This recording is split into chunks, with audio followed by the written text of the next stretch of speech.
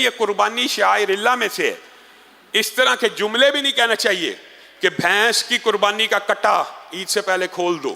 اس طرح کے جملے آپ نے سوشل میڈیا پہ سنے ہوں گے. تو یہ جو بڑا اختلافی مسئلہ سمجھا جاتا ہے، ایک بات پہلے سمجھنے کی ضرورت ہے، یہ اہل حدیث اور فقہ حنفی کے درمیان اختلافی نہیں ہے.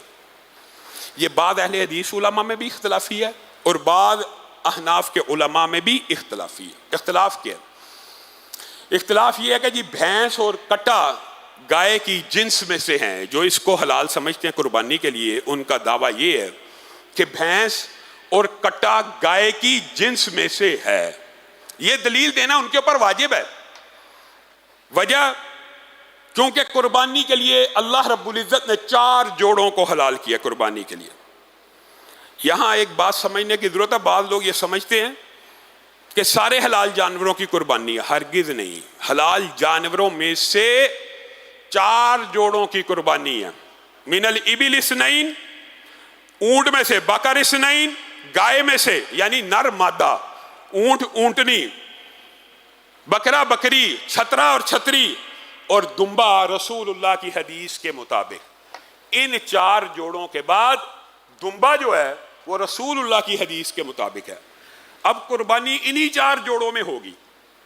اب انہی اگر 4 جوڑوں میں ہوگی تو کوئی بھینس کی قربانی کرے گا تو آپ اس کو کہیں گے بھائی بھینس تو گائے نہیں ہے. وہ لا محالہ آپ کو جواب دے گا بھائی یہ گائے کی جنس ہے، تب ہی قربانی ہوگی.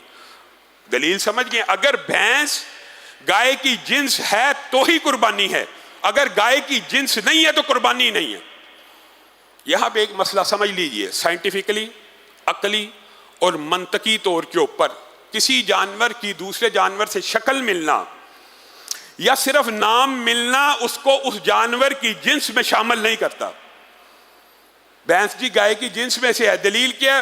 اس دور میں نہیں تھی عرب میں، لیکن اس کی شکل و شباہت گائے سے ملتی ہے تو اس لیے یہ اس کے ساتھ ہے. اس کے اوپر زکوٰۃ کا وہ حکم لگتا ہے جو گائے کے اوپر لگتا ہے، اس لیے وہ اس کی جنس میں سے ہے.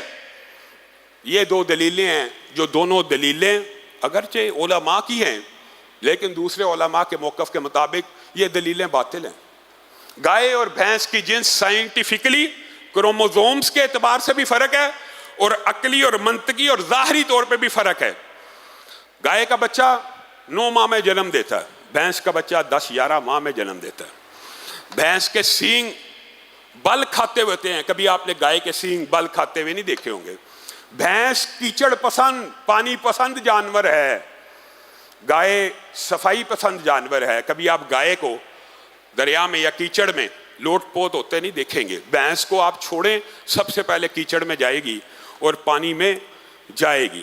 دودھ کی نوعیت کا بھی فرق ہے. پھر جنس کے اختلاف ہونے کا سب سے بڑا جو سائنس کے طالب علم ہیں وہ بھی جانتے ہیں اور جو عام لوگ ہیں وہ بھی جانتے ہیں، فیملی ایک ہو، سپیشیز الگ بھی ہوں لیکن اوپر سے فیملی ایک ہو تو بھی ان سپیشیز کا آپس میں اختلاط ہو جاتا ہے، آپس میں تعلق قائم ہو جاتا ہے، آپس میں انٹرکورس ہو جاتا ہے.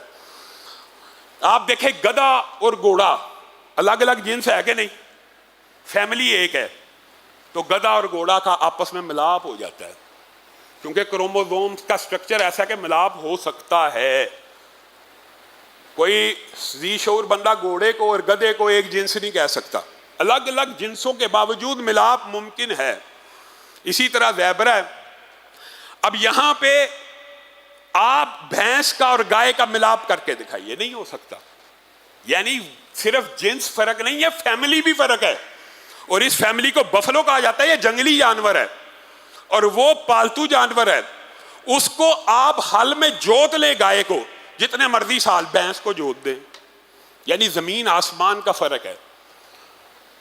جو پہلی دلیل ہوگی کہ جنس میں سے ہے وہ عقلی منطقی طور پہ جنس میں سے نہیں ہے. پھر دوسری بات نام کا. جی بعض لوگوں نے اس کو نام سے کہا ہے کہ یہ بھی نوم من البقر ہے. اب آپ ایمانداری سے بتلائیے گا، زیبرا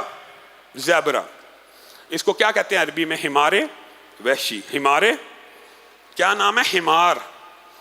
کیا نام حمار ہونے سے زیبرا حرام ہو جائے گا؟ گھریلو گدھا تو حرام ہے اور زیبرہ حلال ہے، صرف نام ہونے سے بھی، اول تو یہ دلیل پیسے ہی کمزور ہے، لیکن اگر کسی نے کہہ بھی دیا ہے تو ہم نام ہونے سے بھی چیزوں کی حلت اور حرمت اور قربانی میں داخل نہیں ہو سکتی۔ لیکن بات وہی ہے، چونکہ علماء کا اختلاف ہے تو اگر کوئی ایک موقف کو اختیار کرے اس کے لیے سختی نہیں ہونی چاہیے، کوئی دوسرے کو اختیار کرے اس کے لیے سختی نہیں ہونی چاہیے۔ لیکن پھر جو یہ آخری دلیل وہ یہ دیتے ہیں، تین ہی دلیلیں ہیں۔ تیسری دلیل کہ بھینس کے اوپر احکامات لگتے ہیں گائے کے زکوٰۃ والے۔ یہاں پہ یاد رکھیے احتیاط کا ایک کلیہ ہوتا ہے، فقہی کلیہ، فقہی۔ بھینس کے اندر زکوٰۃ دینے میں احتیاط ہے کہ گائے کے اوپر قیاس کیا جائے اور اس کے مطابق زکوٰۃ دی جائے، اور قربانی کے اندر احتیاط یہ ہے کہ وہ نہ کی جائے۔ احتیاط کے بھی دو فقہی قاعدے ہوتے ہیں۔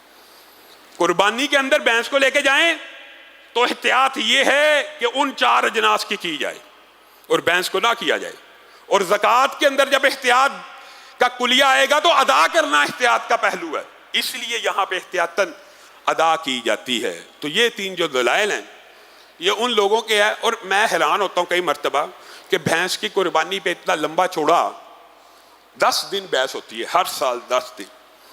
بھینس تو اب گائے سے سستی رہی بھی نہیں، بھینس تو اب مہنگی ہے، اب گائے اویلیبل ہے، اب وہ 4 اجناس جن کے اوپر کوئی شک و شبہ نہیں موجود ہیں، تو ان کو کرنے کی بجائے ایک مشکوک چیز کو کرنے کا کیا فائدہ ہو سکتا ہے؟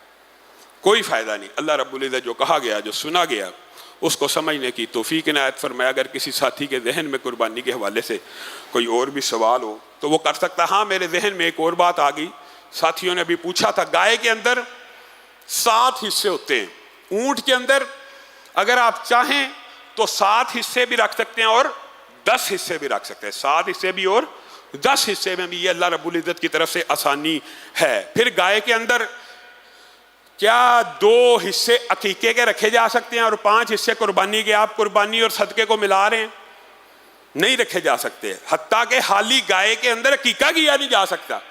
گائے کا عقیقے کے ساتھ کوئی تعلق نہیں، عقیقے کے لیے ایک مکمل جانور کی جو حدیث ہے، ہاں اس جانور کی شرط دوندہ ہونا ضروری نہیں ہے، وہ کم عمر ہو سکتا ہے، اس میں کسی بھی قسم کے کوئی اچنبے کی بات نہیں ہے۔ اللہ رب العزت جو کہا گیا، جو سنا گیا، اس کو سمجھنے کی توفیق ہے۔